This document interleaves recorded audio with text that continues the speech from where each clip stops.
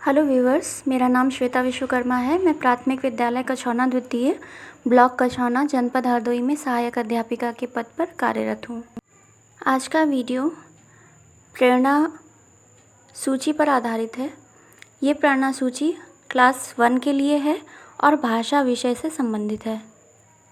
साथ ही इसके प्रेरणा तालिका में इसे कैसे मेंशन करना है, इसकी भी हम चर्चा करेंगे। तो चलिए शुरू करते हैं।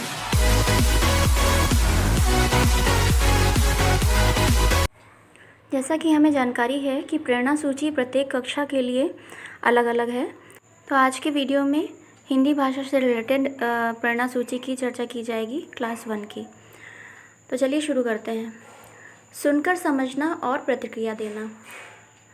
इसमें दो अलग अलग पॉइंट दिए हुए हैं। पहला पॉइंट है ग्रेड 1 के स्तर की कहानियाँ, कविताओं को आदर्श वाचन करते हुए सुनकर समझ लेने की क्षमता।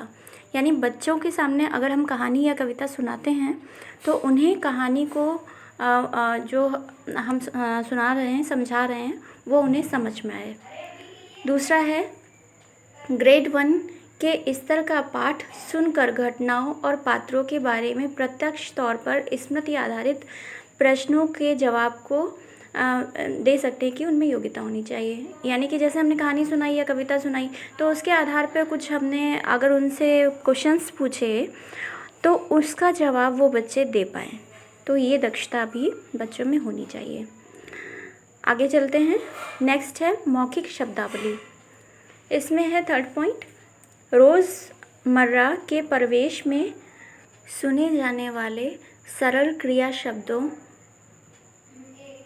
चीज़ों, जानवरों के नाम बता सकने की योग्यता। यानी कि अगर हम कोई परिचित चित्र बच्चों को दिखाते हैं या कोई भी क्रिया शब्द है, कोई भी चीज़ है, जानवर हैं, तो उसका नाम बच्चे जानते हों। जैसे हमने बकरी का चित्र दिखाया, उनसे पूछा ये क्या है, तो वो बता पाएँ कि यह बकरी का चित्र है। या हमने हल का चित्र दिखाया, तो मतलब ऐसी जो रोज़मर्रा चाकू का चित्र दिखाया, तो इस तरह की चीज़ों की जानकारी उन्हें हो, ये दक्षता उनमें होनी चाहिए। आगे बढ़ते हैं। मौखिक अभिव्यक्ति व वर्धन। इसके अंतर्गत भी दो पॉइंट दिए हैं। खुद के बारे में व साधारण स्थितियों के बारे में घर की भाषा में बात करते हैं। यानी कि जैसे हमने उन्हें बुलाया और कहा कि अपने बारे में बच्चों को कुछ बोल करके बताओ, तो वो अभिव्यक्ति वो कर पाएँ। या उनसे जो है कोई भी साधारण स्थिति, यानी कि हमने जैसे घर में मम्मी के बारे में बोलने के लिए बोल दिया या पापा के बारे में बोलने के लिए बोल दिया, तो वो थोड़ा बहुत कुछ अपनी तरफ से वाक्यों को बोल सकते हैं। ये दक्षता बच्चों में होनी चाहिए। आगे है वस्तुओं का वर्णन करते हुए किसी चित्र के बारे में कुछ वाक्य अपनी भाषा में बोल सकते हो। अब जैसे हमने कोई वस्तु दे दी, जैसे बॉल, और इसके ऊपर कुछ वाक्य बना करके बताओ, तो इस तरह से ये भी अभिव्यक्ति बच्चों में होनी चाहिए। आगे बढ़ते हैं। प्रथम ध्वनि पहचान। इसमें है परिचित शब्दों की प्रथम ध्वनि, इकाई ध्वनि को पहचान सकते हो, तो बच्चों को इकाई ध्वनि की समझ भी होनी चाहिए। नेक्स्ट है वर्ण पहचान। ग्रेड 1 के पाठ्यक्रम में सम्मिलित सभी वर्णों और अक्षरों की पहचान की जानकारी बच्चों में होनी चाहिए। इसके बाद है शब्द पहचानना अथवा पढ़ना। इसमें भी 2 पॉइंट हैं। पहला है ग्रेड 1 में सिखाए गए वर्णों और अक्षरों, 3 तक के वर्णों या अक्षरों से बने जो शब्द होते हैं, परिचित शब्दों को उचित गति और शुद्धता के साथ बच्चे पढ़ सकते हों। यानी कि ऐसे परिचित शब्द जिनसे वो पहले से ही परिचित हैं, उन्हें लगातार पढ़ाया जा रहा है। कमल है, इस तरह के शब्द जो पहले से ही बच्चे पढ़ रहे हैं, तो परिचित शब्द जिन्हें वो जानते हैं, तो ऐसे शब्दों की जानकारी उन्हें होनी चाहिए। उन्हें पढ़ना उन्हें आना चाहिए शुद्धता के साथ। इसी में नेक्स्ट पॉइंट है कि ग्रेड 1 में सिखाए गए वर्णों और अक्षरों, 3 तक के वर्ण अक्षरों से बने अपरिचित शब्दों को उचित गति और शुद्धता के साथ पढ़ना आना चाहिए। इससे पहले परिचित शब्दों का था, उसके बाद अपरिचित शब्द है, मतलब जो नए शब्द होते हैं वो भी बच्चों को शुद्धता के साथ अच्छे से, उन्हें उचित गति से के साथ वो बच्चे पढ़ रहे हों, ये दक्षता होनी चाहिए। अगला है मौखिक पठन प्रवाह। अब इसमें क्या दक्षता होनी चाहिए? 4-5 वाक्यों के एक सरल पाठ्यांश को शुद्धता के साथ पढ़ सकते हो। मतलब 4-5 वाक्यों का एक छोटा सा पाठ्यांश हो, उसे बच्चे आसानी से पढ़ पा रहे हों, ये दक्षता होनी चाहिए। अगला है पढ़कर समझना। इसमें 2 पॉइंट हैं। ग्रेड 1 के स्तर के पाठ को समझते हुए पढ़ सकता या सकती हो। मतलब बच्चे अपने ही स्तर के पाठ को पढ़ पा रहे हों। नेक्स्ट है पाठ में से स्पष्ट दिखने वाली जानकारी को निकाल या बता सकते हो। जैसे इस तरह के प्रश्नों का जवाब कि लड़की का क्या नाम था, जबकि पाठ में लिखा हो लड़की का नाम शांति है। यानी कि बच्चे पाठ को पढ़ रहे हों और समझ भी रहे हों, और छोटे छोटे जो पाठ के जो जवाब हैं वो उन्हें आ भी रहे हों। ये भी दक्षता बच्चों में होनी चाहिए कि पाठ को पढ़ें और पाठ को समझ भी पाएँ। अगला और अंतिम पॉइंट लेखन है। इसमें भी 2 पॉइंट दिए हुए हैं। पहला है सरल परिचित शब्द लिख लेते हों जिसमें 2-3 अक्षर हों। यानी कि जो सरल परिचित शब्द हैं, छोटे छोटे शब्दों को बच्चे लिख पाते हों, ऐसे शब्द जिनकी जानकारी उन्हें पहले से ही हो। नेक्स्ट है चित्र या घटना या पात्र का विवरण देने के लिए शब्द लिख सकते हों।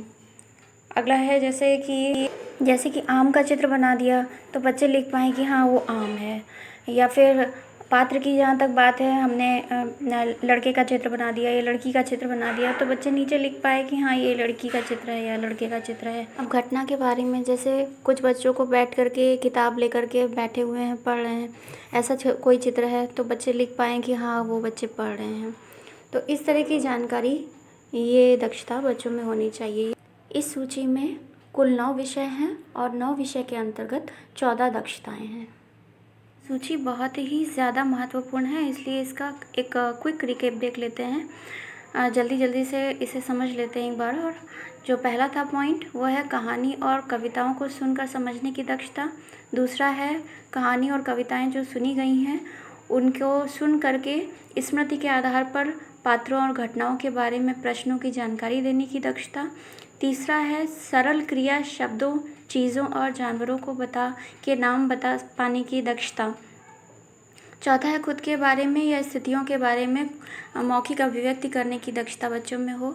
पांचवा है किसी चित्र या वस्तु के बारे में अपनी भाषा में बच्चे वर्णन कर पाते हों। छठा है परिचित शब्दों की प्रथम ध्वनि इकाई ध्वनि से बच्चों को उसकी जानकारी हो। अगला है ग्रेड 1 के पाठ्यक्रमानुसार सभी वर्णों और अक्षरों की पहचान की दक्षता बच्चों में हो। साथ ही 3 तक वर्ण से बने परिचित शब्दों को उचित गति और शुद्धता के साथ पढ़ने की दक्षता। अगला है 3 तक वर्ण से बने अपरिचित यानी नए शब्दों को उचित गति और शुद्धता के साथ पढ़ने की दक्षता। 10वां है 4-5 वाक्यों के सरल पाठ्यांश को शुद्धता के साथ पढ़ पाएँ बच्चे। और अपनी ही कक्षा के जो पाठ है उसको पढ़ने की दक्षता और पाठ से संबंधित प्रश्नों के जवाब देने की दक्षता बच्चों में हो। और अंतिम 2 जो कि लेखन विषय से संबंधित हैं कि 2-3 अक्षर के परिचित शब्द बच्चों में लिखने की दक्षता हो। और साथ ही किसी चित्र, पात्र या घटना का वर्णन भी विवरण जो है वो भी शब्दों के माध्यम से वो व्यक्त कर पाते हों, लिख पाते हों। तो ये सारी दक्षताएं जो है वो प्रेरणा सूची में दी गई हैं हिंदी भाषा के लिए, क्लास 1 के लिए। ये बहुत ही महत्वपूर्ण है। ये विद्यालय में चस्पा की जानी है और इसके आधार पर ही प्रेरणा तालिका बननी है। इसी के आधार पर प्रत्येक बच्चे का मूल्यांकन किया जाना। अभी तक पुस्तकों के जो सिलेबस थे उसके अकॉर्डिंग पढ़ाया जा रहा था और उसी के आधार पर मूल्यांकन किया जा रहा था। लेकिन ये जो प्रेरणा लक्ष्य निर्धारित किए गए हैं, प्रेरणा सूची में जो भी दक्षताएं दी गई हैं, इन्हीं को केंद्र मान करके इसी के आधार पर ही हमें बच्चों को पढ़ाना है और साथ ही इन्हीं दक्षताओं की कसौटी पर ही बच्चों का मूल्यांकन भी किया जाना है। तो चलिए जान लेते हैं मूल्यांकन किस तरह से होगा। ये प्रेरणा तालिका है। ये प्रत्येक कक्षा और भाषा के लिए अलग अलग इसे लिखने का तरीका है, क्योंकि प्रत्येक जो कक्षा है और भाषा के आधार पर, क्योंकि प्रेरणा सूची अलग अलग है, तो पहले तो हमें प्रेरणा सूची में जितने भी पॉइंट हैं वो पॉइंट जो कागज़ है या पोस्टर है उसमें किनारे लिखना है। उसके बाद में क्लास में जितने भी बच्चे हैं, जैसे मान लिया क्लास में 30 बच्चे हैं तो 30 लाइनें खींचनी हैं, और साथ ही स्टूडेंट 1, स्टूडेंट 2, ऐसे रोल नंबर वाइज जो है वो 30 लाइन्स में सारे ही बच्चों के जितने भी रोल नंबर्स हैं वो वहाँ पर लिखने हैं। इसके बाद मूल्यांकन करने के उपरांत जो बच्चा जिस दक्षता को प्राप्त कर पाता है उसके सामने टिक का निशान लगा देना है। तो इसी प्रकार से मूल्यांकन किया जाना है। ये मूल्यांकन प्रत्येक कक्षा अध्यापक के द्वारा किया जाना है, और उसके बाद में प्रधानाध्यापक मूल्यांकन के बाद उसकी संस्तुति के लिए वहाँ पर हस्ताक्षर भी करेंगे। बाद में अगर कोई ARPs आते हैं तो वो भी मूल्यांकन के बाद उसकी संस्तुति करेंगे।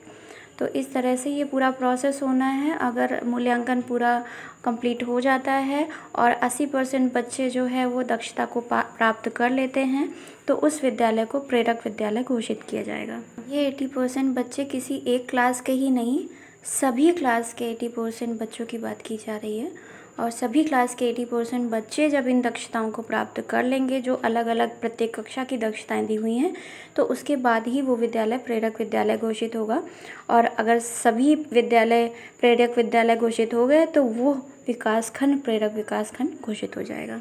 इसके पश्चात अगर सारे ही विकासखंड प्रेरक विकासखंड हो गए तो वो जनपद जो है वो प्रेरक जनपद घोषित होगा, और सारे ही जनपद जब प्रेरक जनपद घोषित हो जाएंगे तो पूर्ण प्रदेश जो कि प्रेरणा मिशन है उसका जो लक्ष्य है उत्तर प्रदेश को प्रेरक प्रदेश घोषित करना, तो वो लक्ष्य पूर्ण हो जाएगा जिसे हमें मार्च 2022 तक पूर्ण करना है।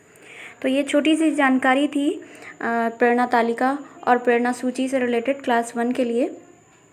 मुझे विश्वास है कि ये वीडियो आपके लिए काफ़ी उपयोगी रहेगा।